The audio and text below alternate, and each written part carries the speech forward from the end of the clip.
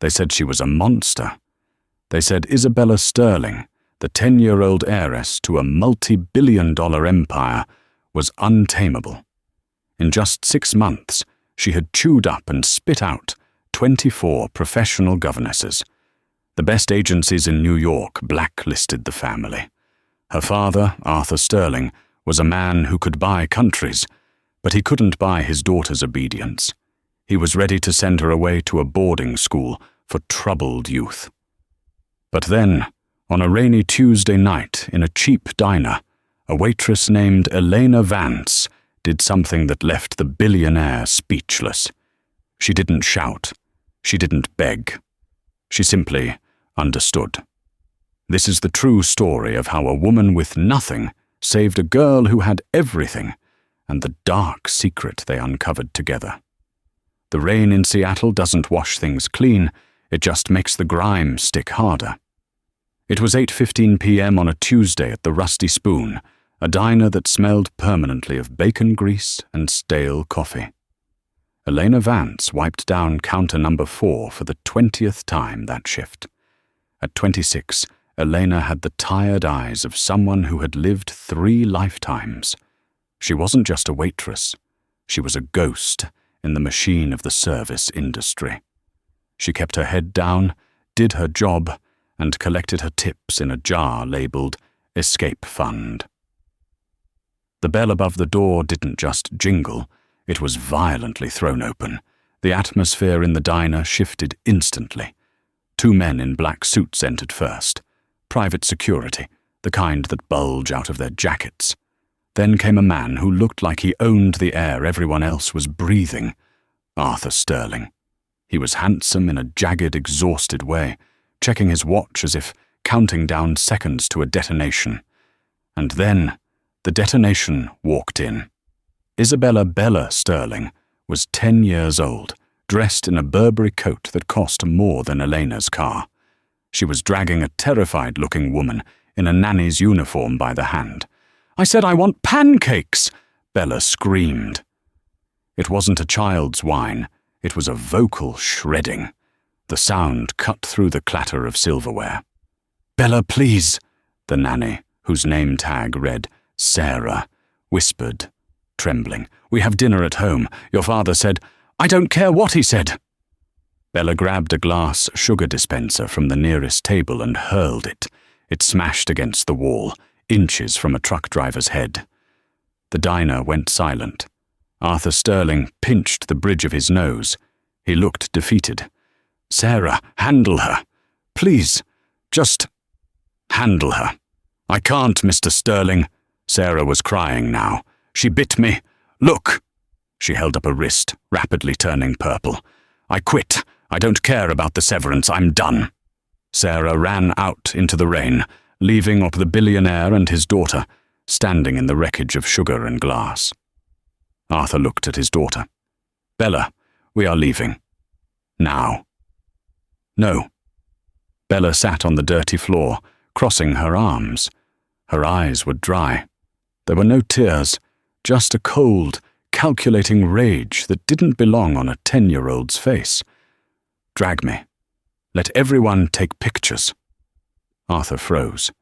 He knew the paparazzi were likely camped 3 blocks away. A photo of him dragging his screaming daughter out of a dive bar would tank Sterling Industries stock by morning. He was held hostage by a 4th grader. The manager, a sweaty man named Rick, started marching over, ready to kick them out. Elena Vance stepped out from behind the counter. She held up a hand to stop Rick. "I got this," she murmured. Elena didn't walk like a waitress. She walked with a strange, fluid precision. She approached the girl on the floor, ignoring the bodyguards who tensed up. Elena didn't stand over the child. That was a power play, and power plays never worked on narcissists or the traumatized. Instead, Elena sat on the floor, right in the grease and sugar.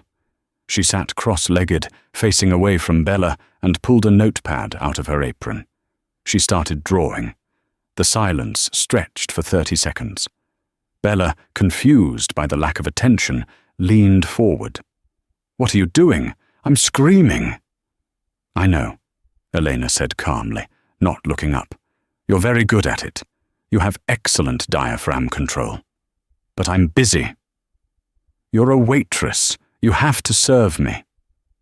"I serve customers who sit in chairs," Elena said, shading a sketch. "People on the floor are usually looking for something they lost. Are you looking for your dignity?" Arthur Sterling's jaw dropped. The bodyguards looked ready to tackle her. Bella's face turned red. "My dad owns this building. He could buy you." Eleanor finally turned her head. Her eyes were dark, intelligent, and completely unimpressed. "He can buy the building. He can't buy the fact that you're scared." Bella flinched. It was a micro-reaction, invisible to most, but Eleanor saw it. The rage was a shield. "I'm not scared," Bella hissed. "You are," Eleanor whispered, her voice low enough that only Bella could hear. "You scream so people look at you, because if they stop looking, you're afraid you'll disappear. Or maybe you're screaming so the person you actually want to hear you finally listens." Bella went still. The air left the room. "If you get up and sit in booth 3, Elena said, standing up and brushing sugar off her skirt, "I'll make you pancakes with chocolate chips arranged in the shape of a constellation. Or you can stay on the floor and I'll mop around you. Your choice." Elena walked away. For 10 seconds nobody breathed. Bella stood up. She dusted off her expensive coat. She walked to booth 3 and sat down. Arthur Sterling stared at Elena as if she had just performed an exorcism. He walked over to the counter, where Eleanor was punching in the order. "Who are you?" Arthur asked. "Eleanor." "Pancakes are $8.50. You want coffee?" "I want to hire you," Arthur said, his voice intense. "My daughter has gone through 24 nannies. She hasn't listened to a single instruction in 2 years. You fixed her in 2 minutes." "I'm not a nanny, Mr. Sterling," Elena said, pouring the coffee. "I'm a waitress. I'll pay you $10,000 a month, plus room and board." Elena paused. Her hand hovered over the coffee pot. The escape fund in her jar had $300 in it. She needed $20,000 for the lawyer she had been saving for, the lawyer who could clear her name from what happened back in Chicago. $15,000, Elena said, turning to look him in the eye. "And I don't wear a uniform." Arthur Sterling didn't blink. "Done. Pack your bags. You start tonight." The Sterling estate, known as Ironwood, wasn't a home. It was a fortress disguised as a mansion. Located on a private island just off the coast of Seattle, accessible only by ferry or helicopter, it was beautiful, cold, and imposing. As Eleanor sat in the back of the limousine, watching the iron gates close behind them, she felt a familiar tightening in her chest. She had spent the last 2 years hiding in diners and motels, trying to be invisible. Now she was walking into the spotlight of one of the wealthiest families in America. Arthur had remained silent during the drive, burying himself in his phone. But as the car stopped, he turned to her. "A few rules, Miss Vance," Arthur said. "First, you do not talk to the press. You sign an NDA before you step foot inside. Second, you do not discipline Bella physically, obviously. And third, watch out for Veronica." "Veronica?" "My fiancée," Arthur said, his expression tightening. "She tries very hard to be a mother to Bella. Bella resists." The front doors opened. The staff was lined up like soldiers. At the head of the line stood a woman who looked like she had been carved out of ice and draped in silk. Veronica Miller, former model, current socialite, and future Mrs. Sterling. She scanned Eleanor's cheap denim jacket and scuffed boots with a look of pure disdain. "Arthur," Veronica purred, stepping forward to kiss his cheek, leaving a mark of red lipstick. "Is this the new help? I thought we agreed to use the agency from London." "The agency from London hung up on me, Veronica," Arthur said, walking past her. "This is Eleanor. She's taking over immediately." Eleanor offered a hand. "Nice to meet you." Veronica didn't take it. She smiled, but it didn't reach her eyes. "Charmed. I give you 3 days, darling. The last one made it 4. But she had a black belt in karate." Elena was shown to her room by the housekeeper, Mrs. Higgins, a stout woman who looked like she knew where all the bodies were buried. "Don't mind Miss Veronica," Mrs. Higgins whispered as she opened the door to a bedroom larger than Eleanor's entire apartment. "She's just protective of the family inheritance. I mean, the family." "I caught that," Eleanor said dryly. "Be careful with Bella," Mrs. Higgins warned, her voice dropping. "That child, there is something dark in her. Ever since her mother died 3 years ago, she's been at war with the world. She breaks things. She breaks people." "I don't break easily," Elena said, dropping her duffel bag on the floor. "We'll see," Mrs. Higgins said ominously. "Dinner is at 7. Formal dress." Elena didn't have a formal dress. She wore a clean black button-down and black slacks. When she entered the dining room, the silence was deafening. The table was long enough to land a plane on. Arthur sat at one head, Veronica at his right. Bella sat on the far left, looking small and isolated. Elena walked past the empty seat next to the staff door and sat directly across from Bella. Veronica cleared her throat. "Staff usually eats in the kitchen, Eleanor." "I'm not staff. I'm the caregiver," Eleanor replied calmly, unfolding her napkin. "I eat where the child eats." Bella looked up, surprised. She picked up a bread roll and, maintaining eye contact with Eleanor, dropped it into her water glass. Splash. "Whoops," Bella deadpanned. Arthur sighed. "Bella, stop it." "It's fine," Elena said. She picked up her own bread roll and dropped it into her own water glass. Splash. Veronica gasped. "What on earth are you doing?" "It's a physics experiment," Elena said, looking at Bella. "Displacement of liquid. Very educational. Did you know, Bella, that if you soak the bread long enough, it dissolves? Kind of like patience." Bella narrowed her eyes. This wasn't the reaction she wanted. She wanted yelling. She wanted chaos. "I hate you," Bella said. "That's okay," Elena replied, taking a bite of her steak. "I'm not here to be your friend.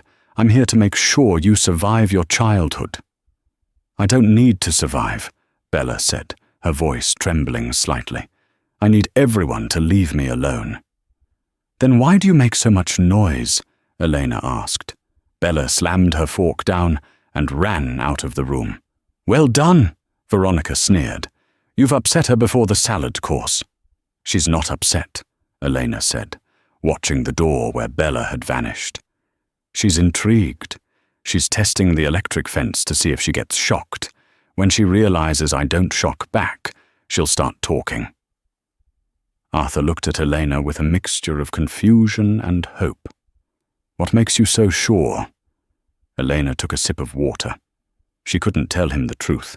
She couldn't tell him that 10 years ago she had been a prodigy in child behavioral psychology, the youngest researcher at the Chicago Institute, before a scandal involving a wealthy donor's son destroyed her career and forced her into hiding. She couldn't tell him that she knew exactly what Bella was, because Eleanor used to be just like her. "Because," Eleanor said, "bullies scream, victims scream, but monsters are quiet, and your daughter is very, very loud." That night, the real test began. At 2 a.m., the fire alarm in the mansion went off. Eleanor bolted out of bed. She ran into the hallway, smelling smoke. It was coming from the library. She burst through the double doors. There was no massive fire, just a metal wastebasket in the center of the room, filled with burning books. Bella was standing over it, watching the flames dance. She held a lighter in her hand.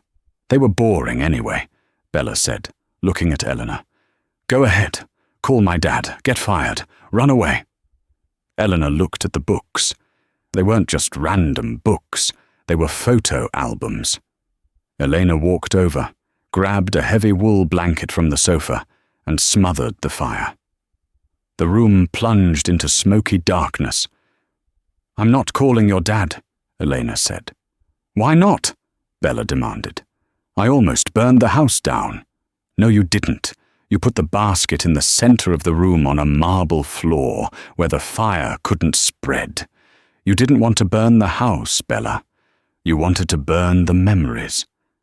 Elena crouched down and picked up a charred photo that had fallen out. It was a picture of a beautiful woman, Bella's mother, holding a baby. But the mother's face had been scratched out with a marker before it was burned. Why did you scratch her face out, Bella? Elena asked softly. Because she left me, Bella screamed, the tears finally coming. She died and she left me with her. Bella pointed a shaking finger toward the ceiling, towards Veronica's bedroom. With Veronica? She's a liar, Bella sobbed. She smiles, but she's a snake. And Dad believes her. He believes everyone but me. Elena stood up and took the lighter from Bella's hand. She didn't scold her. She knelt and hugged the soot-covered child. For a moment, Bella went rigid. Then she collapsed into Elena's shoulder, weeping uncontrollably. I believe you, Elena whispered into her hair. And I'm going to find out what she's doing. But you have to stop burning things, Bella. We have to be smarter than fire. We have to be cold. Bella looked up, her eyes red. How? Elena wiped a smudge of ash from Bella's cheek. I'll teach you. But you have to trust me. Can you do that? Bella nodded slowly. From the shadows of the doorway, unnoticed by both of them, Veronica was watching. She held her phone, recording the scene. But she wasn't recording the hug. She had started recording when Bella held the lighter, and stopped recording before Elena put the fire out. On the screen, it looked like Elena was watching Bella commit arson and doing nothing to stop it. Enjoy your stay, trash, Veronica whispered to herself, and slipped away into the dark. The morning after the library fire, the atmosphere at Ironwood was brittle enough to snap. Arthur had flown to Tokyo for an emergency board meeting at 5 a.m., leaving the island feeling even more isolated. Veronica was in high spirits at breakfast, her energy manic and sharp. She eyed Bella, waiting for the inevitable fallout from the previous night's arson attempt. She didn't know Elena had cleaned the soot, hidden the burned photo albums, and sworn Bella to secrecy. Veronica only knew what her edited video showed. Elena watching Bella hold a lighter. She was saving that ammunition for Arthur's return. You look tired, Elena, Veronica said, sipping her green juice. Rough night. I thought I smelled smoke around 2 a.m. Bella froze, her fork hovering over her eggs. Her eyes darted to Elena. Elena didn't look up from her black coffee. Must have been the fog rolling in, Veronica. It plays tricks on the senses. Veronica narrowed her eyes. Bella, darling, why are you staring at your food? Eat up, or are you planning to throw it again? This was the pattern. Veronica poked the bear until it roared, then cried for help when the bear attacked. Elena caught Bella's eye. She gave an almost imperceptible shake of her head. Remember the plan. Be cold. Elena had spent the hour before, Dawn, teaching Bella a psychological technique called the grey rock method. It was used for dealing with narcissists and emotional manipulators. The goal: become as uninteresting as a grey rock. Do not react. Do not engage. Do not provide the emotional fuel the attacker craves. Bella took a deep breath. She looked at Veronica and said, in a monotone voice, "I'm just not very hungry this morning, Veronica. Thank you for asking." Veronica blinked. It was like slapping a corpse. She got no reaction. "Well, don't come crying to me when you're starving at noon. Elena, I need you to organize Bella's closet today. It's a disaster zone." "Of course," Elena said smoothly, "after Bella and I finish her history lesson." Veronica hated it. She hated the calm. She hated the lack of chaos. For the next 3 days, she escalated her attacks. She accidentally locked Bella's favorite cat out in the rain. She loudly criticized Bella's late mother's taste in art while standing in the gallery hallway. Normally, Bella would have been screaming, breaking vases, providing Veronica with endless examples of her instability. Instead, Bella sat in the window seat, reading a book Eleanor had given her on medieval siege warfare. When Veronica insulted her mother's paintings, Bella simply turned a page and said, "Art is subjective." Veronica was losing her mind.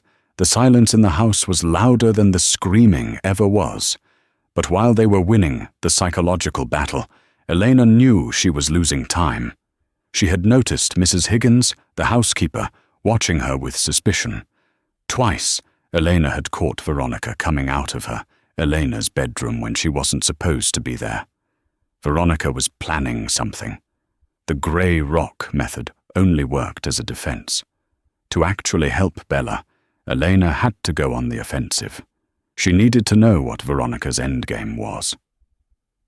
That afternoon, while Veronica was at her tennis club on the mainland, Elena slipped into Arthur's home office. It felt like violating a sanctuary, smells of leather and expensive scotch hanging in the air. She didn't hack his computer. She wasn't that kind of spy. She was looking for physical evidence, old-school observation. She found it in the trash can beneath his desk, a crumpled piece of paper that hadn't made it to the shredder. It was a draft of a new will. It was dated 3 months ago, shortly after Veronica and Arthur got engaged. The handwriting in the margins, making aggressive corrections, was Veronica's jagged script. The original will left everything to Bella in a trust, managed by Arthur until she was 25.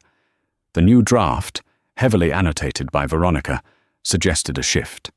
It proposed that if Bella was deemed mentally unfit or required long-term institutionalization before the age of 18, control of the Sterling estate would pass to Arthur's spouse. Elena felt sick. It wasn't just about being a wicked stepmother. It was a multi-billion-dollar long con. Veronica needed Bella to be crazy. She needed her to be sent away. The 24 previous nannies hadn't just failed. They had been pawns in Veronica's game to document Bella's insanity. Elena pocketed the crumpled paper. The stakes just got lethal. The rain hammered against the enormous glass windows of the estate, a relentless grey curtain cutting them off from the world. It was day 5 of Arthur's absence. Elena found Bella in the forgotten third-floor game room. It was a dusty mausoleum of leisure activities no one used anymore. A billiards table covered in a tarp, a rusting pinball machine, and a beautiful, antique carved wooden chess set sitting on a table by the window. Bella was sitting at the chess table, staring at the pieces.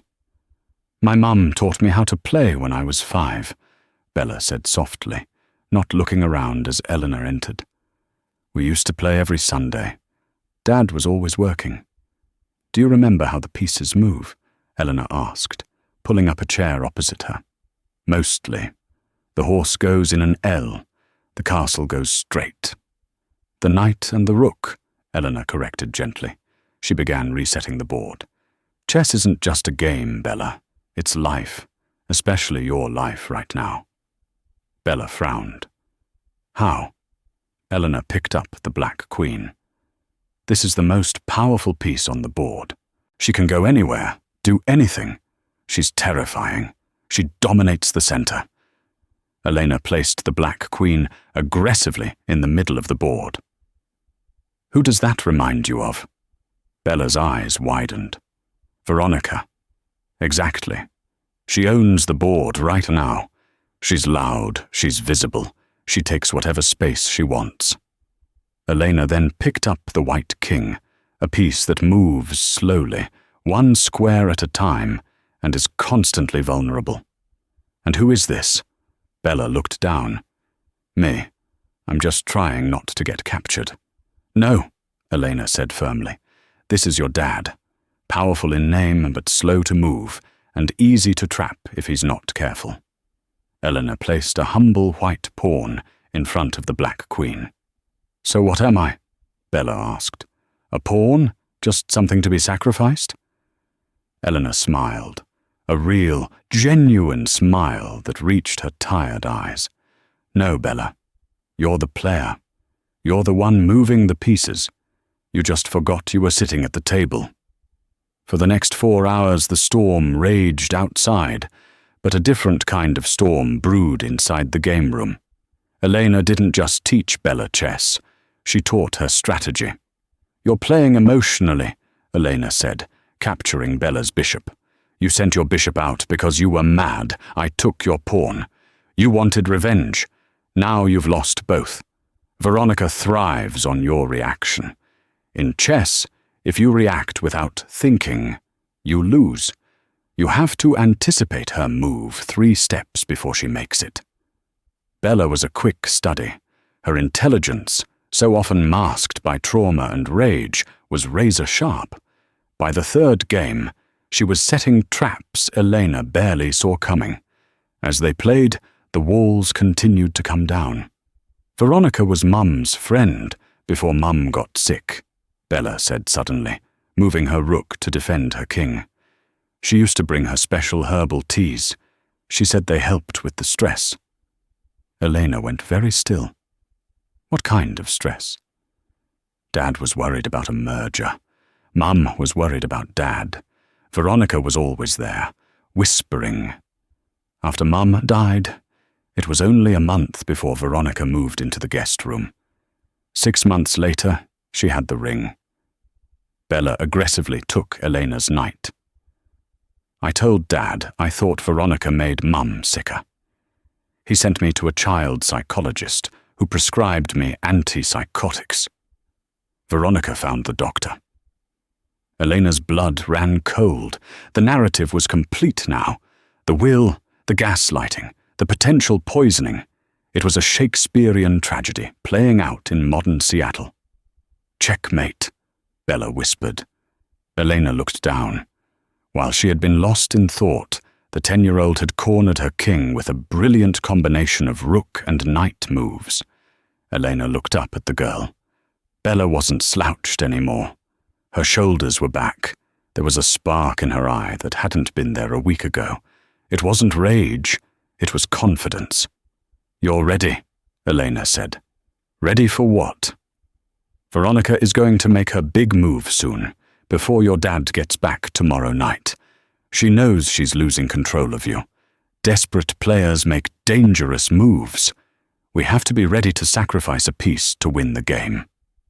Elena didn't know that the piece Veronica intended to sacrifice was Elena herself.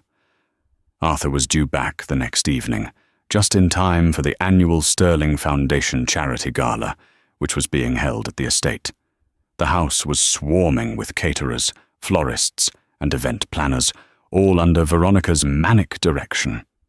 It was the perfect chaos for a magician to perform a sleight of hand. Eleanor felt the target on her back growing heavier. Veronica had stopped taunting Bella and had started ignoring Elena entirely, which was infinitely worse. It meant the trap was set. Elena spent the day keeping Bella out of the way, staying in the schoolroom on the 2nd floor. But at 4 p.m., Mrs. Higgins appeared. Miss Veronica needs Bella downstairs for a dress fitting for the gala, the housekeeper said, refusing to meet Elena's eyes. And she asked that you go to the staff quarters to help iron the table linens. We're short-handed. It was a ridiculous request. Elena wasn't a maid. But defying the lady of the house during event prep would cause a scene, and Elena was trying to avoid scenes. "Fine," Elena said. "Bella, remember what we talked about. Stay neutral." "I will," Bella said. She looked closely at Elena. "Be careful. The Queen is moving." Elena went down to the laundry complex in the basement. It was hot, loud, and isolated. She spent an hour mindlessly feeding white linen through a massive steam press. When she finally emerged and went back upstairs to her room to change for the evening, the door was ajar. Elena pushed it open. Her room had been tossed. Clothes were pulled out of drawers. Her duffel bag was overturned.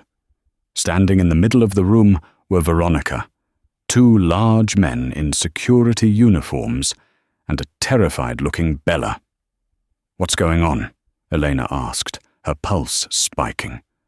Veronica turned, holding up a small, velvet pouch. Her face was a mask of tragic disappointment. "Oh, Eleanor, I wanted to believe Arthur was right about you. I really did." "What is that?" Eleanor demanded. "We were looking for Bella's inhaler. She said she might have left it in here," Veronica lied smoothly. "Instead, we found this tucked under your mattress." Veronica upended the pouch into her palm. A diamond necklace spilled out, a cascade of sapphires and white diamonds that must have been worth $500,000. "My mother's necklace," Bella whispered, her face pale. "Indeed," Veronica sighed. "Missing from the safe since yesterday. We thought it was just misplaced during the cleaning." "I didn't take that," Elena said, her voice steady, though her hands were shaking. "I've never even seen the safe. And yet, here it is," Veronica said. She gestured to the security guards. "Grab her. Call the mainland police. I want her off the island before the guests arrive." One of the guards stepped forward and grabbed Eleanor's arm roughly. "Wait!" Bella stepped forward. "She didn't take it. You put it there." Veronica looked down at Bella with faux pity. "Oh, sweetheart. See? This is what I mean. The manipulation. Elena has you so twisted around you're defending a thief. It's Stockholm Syndrome." "Let go of me," Elena said to the guard, trying not to struggle. Struggling looked guilty. "Check the cameras in the hallway. You'll see I haven't been in my room for hours." Veronica smiled a shark's smile. "Oh, didn't you know? The cameras on this wing have been down for maintenance all day. Terribly unlucky timing for you." It was a perfect frame. The motive, a poor waitress needing money. The evidence, found in her room. The witness, a stable stepmother versus a troubled child, and the accused thief. "Take her to the holding room off the garage until the police boat gets here," Veronica ordered. As they dragged Elena out of the room, she looked back at Bella. The girl looked devastated, her progress shattering in real time. She looked ready to scream, to explode, to give Veronica exactly what she wanted. "Don't," Elena mouthed to her. "Play the game." Bella pressed her lips together so hard they turned white. She stood stock still, vibrating with silent rage as her only ally was hauled away like a common criminal. Veronica put a hand on Bella's shoulder, a victorious smirk playing on her lips as she watched Eleanor disappear down the hall. The Queen had taken the night. The holding room off the garage was a cold, windowless concrete box that smelled of gasoline and old rubber. It was 8:15 p.m. Above Elena's head, through the thick ceiling, the muffled thrum of a cello vibrated. The Sterling Foundation charity gala had begun. Elena sat on a stack of spare tires, her head in her hands. She wasn't crying. She was calculating. She wasn't worried about the jail time. She was worried about the timeline. In less than an hour, Veronica would make the announcement. By tomorrow morning, Bella would be on a private jet to an institution in Switzerland, sedated and silenced. The handle of the heavy steel door rattled. It was locked from the outside. Elena looked around for a weapon, a tool, anything. But the room had been stripped. Then the lock clicked. The heavy door groaned open, spilling a sliver of yellow light onto the concrete. Standing there, silhouetted against the bright lights of the garage, was Mrs. Higgins. The housekeeper was trembling, clutching a master key ring so tightly her knuckles were white. Mrs. Higgins. Eleanor stood up slowly, wary of a trap. "I saw her," the housekeeper whispered, her voice shaking with years of suppressed fear. "I was in the linen closet across the hall, hiding a tray of hors d'oeuvres I dropped. I saw Veronica go into your room with that velvet pouch. You weren't there. 3 minutes later she came out without it." Elena exhaled, a sound of pure, jagged relief. "You have to tell Arthur." "He won't believe me. She has him wrapped around her finger," Mrs. Higgins said, stepping aside. "But he might believe you if you do this right. The police boat is 10 minutes out. You have to go now." "She'll fire you, Mrs. Higgins. She'll destroy you." The older woman straightened her apron. "I've cleaned up this family's messes for 30 years. But I won't clean up a crime against a child. Go. Give her hell." Elena didn't hesitate. She squeezed Mrs. Higgins's hand and ran. Upstairs, the grand ballroom of the Sterling estate was a spectacle of excess. Crystal chandeliers the size of small cars dripped light onto a sea of tuxedos and designer gowns. Seattle's elite, senators, tech moguls, and old money zipped vintage champagne and whispered about the scandal. The rumor was already circulating. Arthur's new hire was a thief, caught red-handed. Arthur Sterling stood near the stage, looking like a man marching to his own execution. He had arrived from Tokyo only an hour ago to be greeted by a weeping fiancé and a police report. He looked at Bella, who was standing next to Veronica. The 10-year-old was wearing a stiff, itchy dress that looked ridiculous on her. Her face was blank, pale, and emptied of all the light Elena had fought so hard to kindle. Veronica adjusted the microphone on the stage. She looked radiant in crimson silk, the color of blood and power. She tapped the mic, and the room hushed.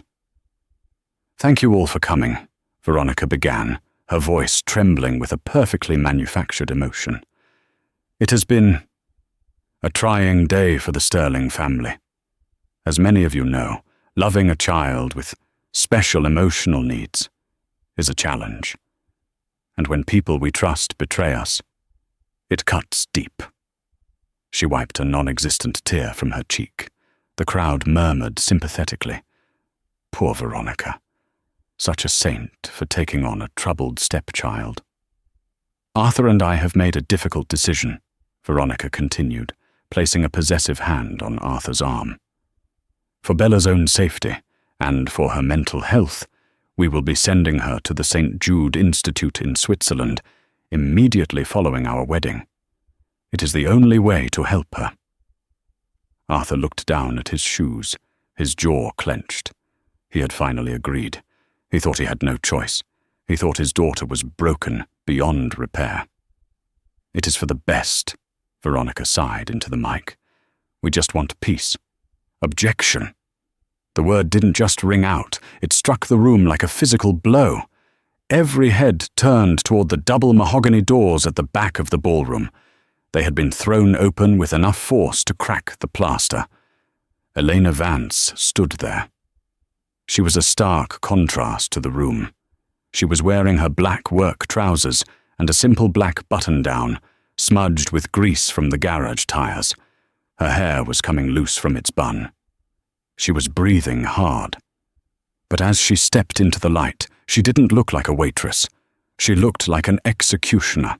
"Security!" Veronica shrieked, her mask slipping instantly. "Get her out of here! That's the thief!" 2 large security guards started to move toward her, but Elena didn't run. She didn't scream. She walked, She walked down the center aisle with the same terrifying, fluid calm she had used to handle the tantrums in the diner. "I'm not a thief, Arthur," Elena said, her voice projecting clearly without a microphone, cutting through the murmurs of the crowd. "And your daughter isn't crazy." "You stole my mother's diamonds," Veronica yelled, pointing a manicured finger, her face twisting into ugliness. "The police are on their way. You're just a desperate, poor waitress trying to con my fiancé." "Let them come," Elena said, stopping 10 feet from the stage. She looked at the crowd, meeting the eyes of a judge in the front row. "But before they take me, you all need to know exactly who you're listening to." Arthur stepped forward to the edge of the stage, confusion warring with anger on his face. "Elena, stop. You're making a scene. You were found with the necklace." "Was I?" Elena asked. "Or was it planted by a woman who needs your daughter out of the way to secure her inheritance?" "Lies!" Veronica screamed. "Don't listen to her. She's nobody. She flips burgers for a living."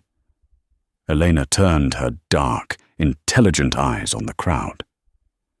"My name is Elena Vance," she announced, her voice steely. "But 5 years ago, you might have known me as Dr. Elena Vance." A gasp rippled through the room. The judge in the front row dropped his champagne flute. It shattered, but no one looked down. "Vance," the judge whispered loudly. "The prodigy from the Chicago Institute, the one who wrote the thesis on trauma-induced behavioral silence." "The same," Elena said, locking eyes with Veronica. "I was blacklisted because I refused to diagnose a wealthy donor's son with a disorder he didn't have. I lost my license. I lost my reputation. So I went into hiding. But I never lost my ability to spot a predator." Veronica's face drained of color. She gripped the microphone stand until her knuckles turned white. "I have spent 7 days conducting a clinical observation of Isabella Sterling," Elena continued, stepping closer to the stage.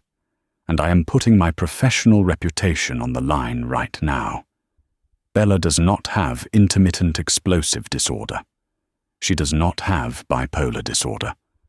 She is suffering from acute grief, systemic gaslighting, and reactive abuse triggered by her." Elena pointed straight at Veronica. "This is ridiculous!" Veronica laughed, a high-pitched, manic sound that set teeth on edge. "She's lying. She's a fraud. Look at her clothes. She's trash." "You want proof?" Elena reached into her pocket. The security guards tensed, expecting a weapon. Elena pulled out a crumpled, coffee-stained piece of paper. "This is a draft of a new will, found in Arthur's home office trash can," Elena declared, holding it up like a holy relic. "It outlines a transfer of the Sterling Trust control to Veronica Miller, effective immediately upon Bella's institutionalization." Arthur froze. The blood left his face. He snatched the paper from Elena's hand. He scanned it, his eyes widening in horror. "I never wrote this," Arthur whispered. "This isn't my handwriting on the edits. It's yours, Veronica." I was just making suggestions," Veronica stammered, backing away. "Arthur, darling, you know how good I am with paperwork. I was trying to protect us." "And the necklace?" Elena asked relentlessly. "The one found under my mattress while the security cameras were conveniently turned off." "You stole it!" Veronica shrieked. "You needed the money!" "Actually," a small, trembling voice said. The room went dead silent. Bella stepped away from Veronica's side. She walked to the edge of the stage, looking down at Eleanor. Eleanor gave her a small, firm nod. "The Queen moves. Take the shot." Bella took a deep breath. She looked at her father. "I was playing hide-and-seek," Bella said, her voice projecting into the microphone. "I was under the bed in the guest room on Tuesday. I saw Veronica take the necklace from the wall safe. She put it in her pocket and smiled in the mirror. "You lying little brat." The veneer of the socialite shattered completely. Veronica lunged. It happened in slow motion. Veronica, the picture of elegance, raised her hand to strike the billionaire's daughter across the face in front of 200 of Seattle's most powerful witnesses. Smack. But the sound wasn't hand hitting cheek. It was hand hitting hand. Arthur Sterling had caught Veronica's wrist in mid-air, inches from Bella's face. The silence in the ballroom was absolute. It was heavy, suffocating, and terrifying. Arthur twisted Veronica's arm, forcing her back. His face was no longer the face of a tired businessman. It was the face of a father who had just realized he had invited a wolf into his sheep pen. "You stole from me," Arthur hissed, his voice low and dangerous. "You framed an innocent woman. You tried to exile my daughter. And now, you try to hit her." "Arthur, no, please," Veronica cried, twisting in his grip. "She's manipulating you. The waitress is a witch. She turned Bella against me." Arthur shoved Veronica backward. She stumbled, her high heels twisting, and fell onto the stage in a heap of red silk. "Mrs. Higgins!" Arthur called out, his voice booming without the microphone. The housekeeper stepped out from the shadows near the kitchen entrance, her head held high. "Yes, Mr. Sterling." "Call the police," Arthur said, glaring down at his fiancée. "Tell them the thief they're coming for is already in custody, and tell them to bring handcuffs." As the security guards, the same ones who had dragged Elena away earlier, hauled a screaming, cursing Veronica off the stage, the guests stood in stunned silence. The perfect stepmother was being dragged out, shouting obscenities that would make a sailor blush. Arthur stood on the stage, breathing heavily. He looked at the crumpled will in his hand, then at his daughter. He dropped to his knees and pulled Bella into a hug so tight it looked like he was trying to absorb her back into his soul. "I'm sorry," Arthur sobbed, burying his face in her small shoulder. "I'm so sorry, Bella. I didn't see it." Elena watched them for a moment, her heart aching. Her job was done. The king was safe. The pawn was safe. The queen had cleared the board. She turned to leave. She was exhausted, dirty, and technically she had just crashed a private party. "Elena!" Arthur's voice stopped her. He jumped off the stage, ignoring the stairs, and ran down the aisle. He grabbed her hand, spinning her around. The press photographers were flashing their cameras, blinding white lights popping around them. "I should go," Elena said quietly, pulling back slightly. "The police will still want a statement about the break-in at the diner." "To hell with the diner," Arthur said, breathless. He looked at her with eyes that finally, truly saw her. Not as a servant, not as an employee, but as a force of nature. You walked through fire for her. You walked through fire for us. "I'm just the waitress, Arthur." "No," Arthur said, shaking his head. "You're the only person in this entire world who could handle us." Bella ran down the stairs and slammed into Elena's legs, burying her face in Eleanor's waist. Elena instinctively stroked the girl's hair. "I think," Elena whispered, smiling down at the girl through her own tears, "we still have a chess game to finish." 3 months had passed since the night of the gala. The winter snow had settled deep over the Pacific Northwest, turning the world outside into a white, silent blanket. But inside the Ironwood estate, the temperature had changed drastically. The mansion, once a cold mausoleum of marble and silence, now smelled of cinnamon, flour, and wood smoke. Elena stood in the center of the massive industrial kitchen. She wasn't wearing a uniform. She was wearing an oversized wool sweater and jeans, covered in a light dusting of flour. Beside her, Bella, who had once thrown glass sugar dispensers at strangers, was currently trying to sculpt a ball of cookie dough into the shape of a chess knight. "It looks more like a llama," Bella giggled, wiping a smudge of chocolate on her nose. "Llamas are noble creatures," Elena replied, checking the oven. "But if you want it to be a knight, you have to reinforce the base, structural integrity, remember?" "You sound like a scientist even when we're baking," Bella teased. "I am a scientist," Elena reminded her, bumping her hip against the girl's shoulder. "I'm just currently conducting research on the melting point of chocolate chips." A newspaper sat on the kitchen island. The headline was small, buried on page 6, but significant. "Former socialite Veronica Miller pleads guilty to grand larceny and fraud." The article detailed how Veronica's house of cards had collapsed. Not only had she been caught with the necklace, but Arthur's lawyers had uncovered a trail of embezzlement from the charity foundation. She was facing 5 to 10 years in federal prison. The woman who wanted to own the world was now going to live in a 6x8 cell. Karmic justice hadn't just knocked on her door, it had kicked it down. The sound of the front door opening echoed down the hall. Usually, Arthur's arrival was signaled by the frantic clicking of assistants' heels and the ringing of phones. Today, it was just heavy boots, stomping off snow, and a deep, contented sigh. Arthur walked into the kitchen. He had changed. The perpetual furrow between his brows was gone. He was no longer the exhausted titan of industry, holding up the sky. He was just a father coming home. "Something smells like heaven," Arthur said, loosening his tie. He walked over and kissed the top of Bella's head. "How was school?" "Awesome," Bella said, not looking up from her dough llama. "I got an A on my history project, and I didn't scream at anyone, not even when Jason stole my eraser." Arthur looked at Eleanor. His eyes softened, a look of profound gratitude passing between them. "That's my girl." "I think the cookies are done," Elena said, her voice suddenly tight. She turned to the oven to hide her face.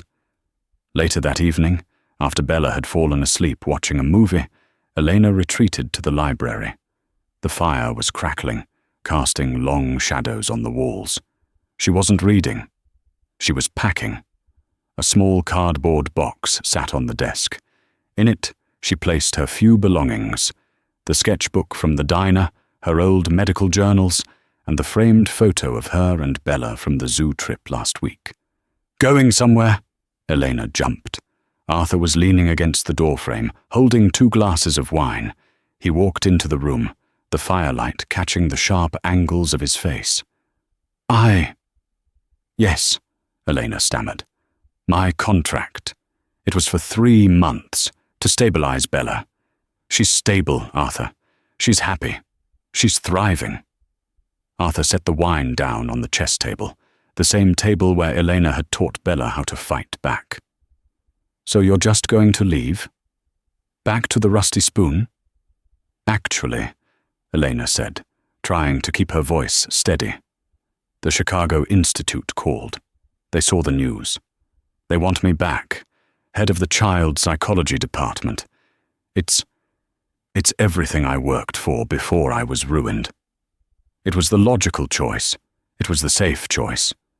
Go back to her old life, vindicated and successful." Arthur looked at the box, then at her.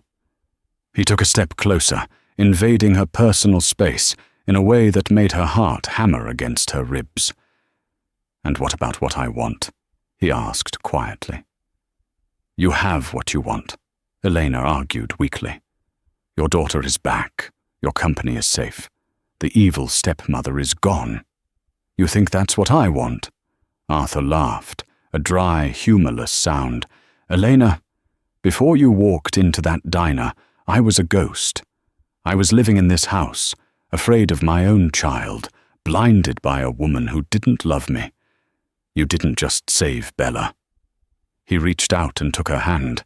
His palm was warm, his grip firm. "You walked into the lion's den with nothing but a notepad and a sharp tongue," Arthur whispered. "You saved me." "I was just doing my job," she whispered, looking down at their joined hands. "Then quit," Arthur said. Elena looked up, startled. What? Quit the job. I don't want you to be my employee. I don't want to pay you a salary to care about us. Arthur reached into his pocket. For a terrifying second, Elena thought he was going to pull out a severance check. Instead, he pulled out a chess piece.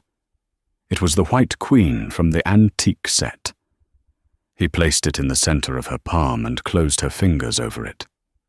In chess, Arthur said, his voice dropping to a husky timbre, the king is useless without the queen. He can only move one square at a time. He's slow. He's vulnerable. But the queen, she makes him powerful. She protects him. He stepped closer, his other hand coming up to cup her cheek. I can't run this empire alone, Elena. And I certainly can't raise a genius daughter alone. Chicago is cold and windy. Stay here. Not as the nanny, not as the psychologist. Elena's breath hitched. Then as what? As the partner, Arthur said. As the equal. As the only woman who ever looked at my bank account and didn't care, but looked at my daughter and saw a masterpiece. He leaned down, his forehead resting against hers. Stay with me, Elena. Checkmate me.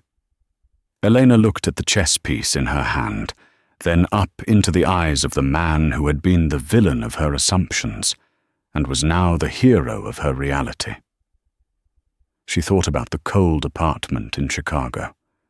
She thought about the diner. And then she thought about the sound of Bella laughing in the kitchen.